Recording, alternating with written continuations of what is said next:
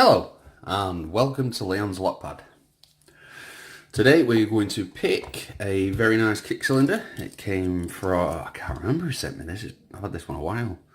I want to get it done, get it out. It's a Neo Sapien, number 14. It was made on the 7th of the 26th, 2017. And it's called False Set. There's bitting. Pretty nice bitting.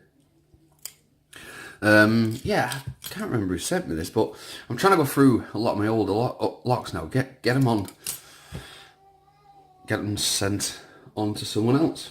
But before we start picking, as usual, if you're interested in lock sport and you want to get involved, please check us out on www.uklocksport.co.uk. You can find me on Discord, Locksport Community, and on Lockpicking and Locksport UKLP on Facebook. Great forums, awesome guys. If you just want to start, if you're starting or you want to get involved, just check them all out. Really helpful people, great community. Everybody helps each other out. Absolute awesome stuff. Also, I received a just show you this quickly. Big thank you to Phill. He's someone's been commenting on a couple of my videos recently. He's left some really nice comments, and he asked me if he wanted to send me, if he could send me a lock. He said he had a Union oval, but there was something wrong with it, so he said, could he send me a Union padlock instead? Which he did, and he sent me this gorgeous bit of brass. It's there we go, Union, made in England, brass shackle, full brass body. Works absolutely smooth. There's such a strong spring in this. Makes your hand jump when that spring shoots out.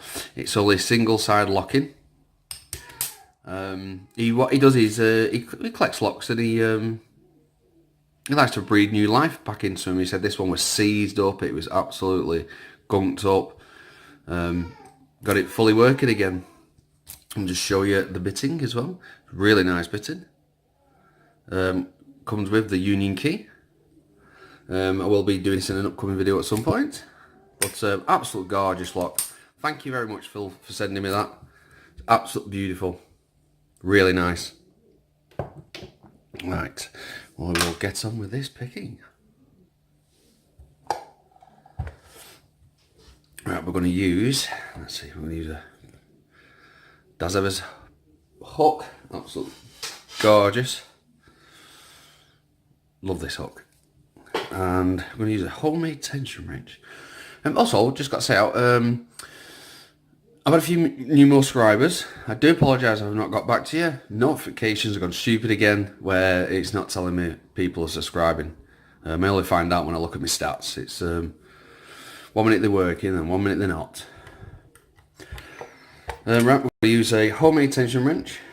Now, I've heard a lot of people don't like using solid state tension wrenches, are like the flexi ones, and they say that these don't like give you enough feedback. But this, I use this one all the time, because with it being a solid tension wrench, even the slightest movement, the feeling's gone straight up to my hand, and I know exactly what's going on. This is why I use this one so much, because it gives me such great feedback.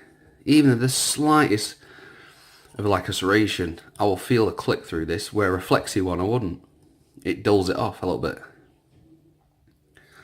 So let's start. Ooh, a little click on one. Oh, got a bit of a fault set going. It is called the fault set, so I'm expecting. Oh, I've got more of a fault set now. I just touched 3.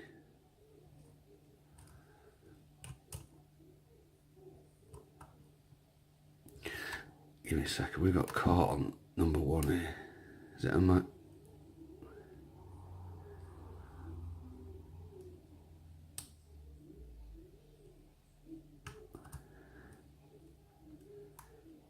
I got to manually...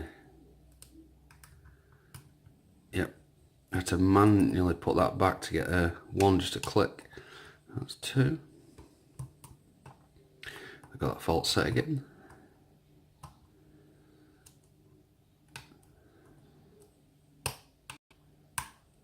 Nice click on 2 again.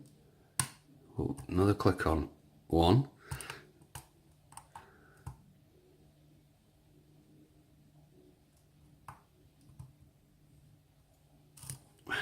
One minute, let me just move this light in a better position.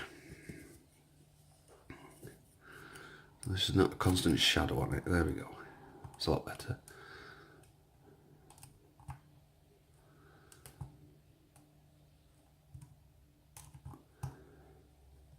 I have to manually counter rotate that back pin. Oh, there we go. Got some counter off that.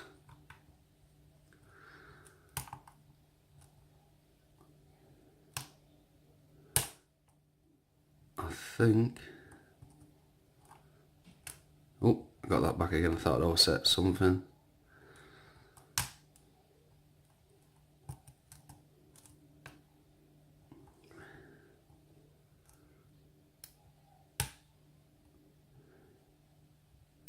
Oh, there's a double click on there. That was 2, that. Oh, and we're open. There we go. That was on 5. There was either some drunken spills in that. Definitely gonna be spills in it, or I don't know. We'll have to have a look. That was very nice. That's some great feedback.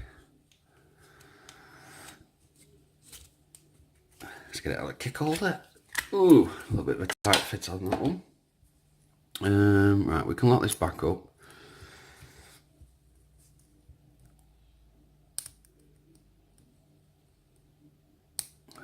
To keep reminding myself, I need to get a follower for one of these. Let me just... I'll do it there. Let's push down.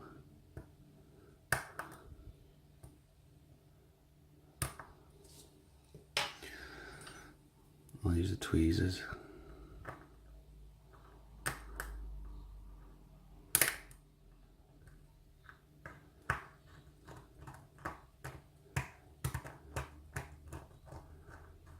And there we go.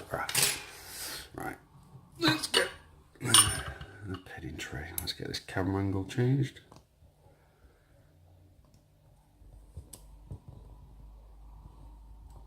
There we go. Take springs attached to that, which is cool. I think there's a possibility we might need a shim,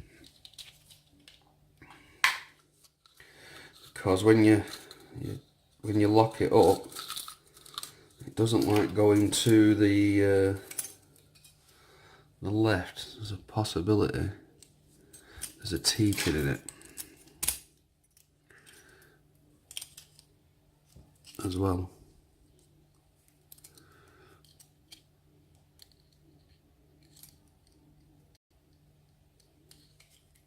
Let's turn it sideways a bit. Any better?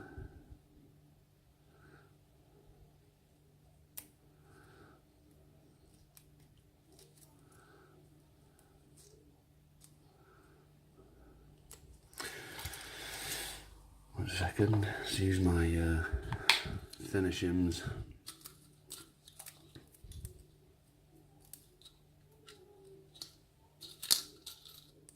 Got 2 different ones. I got some homemade ones which work really well on certain locks, and then the other proper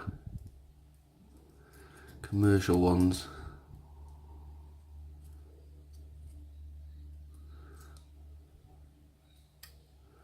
Oh, we're nearly through. Yeah, we're through.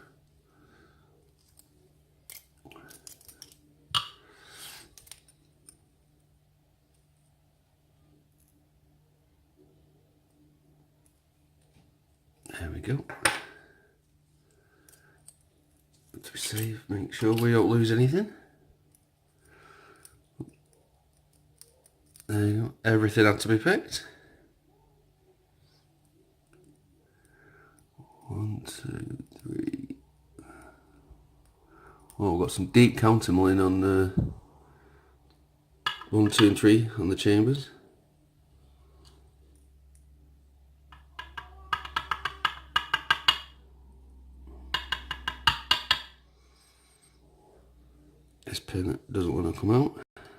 Aha. A very small pin, that. It's cool. Wow, that is... I'll show you this when it's... Yeah, that is nice.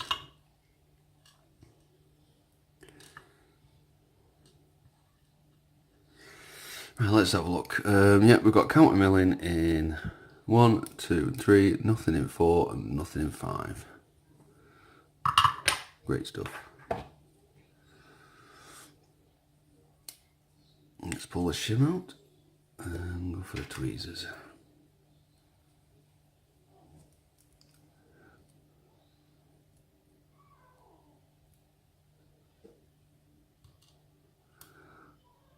A spool in 1.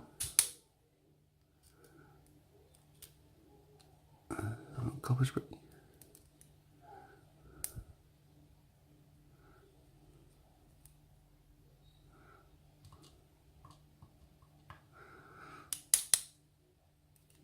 A spool that is a serration and a spool in 2.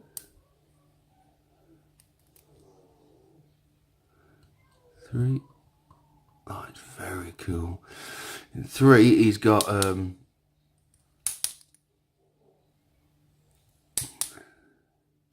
got a floating wafer in 3. Let's go around the other way.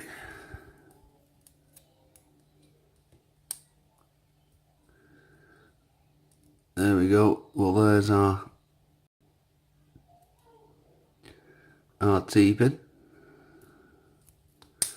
Thought there was one in there. Number 4. Really gentle. There we go. Well, awesome work on them. Right, what have we got? Have we got anything in here? Nope, nope. Oh, we got some counter milling on the Bible. I have never seen that before on the Bible. That is cool. That is really cool. We've got some... don't know if you can see that. Bring this light closer. See that counter milling? Where that side is nothing.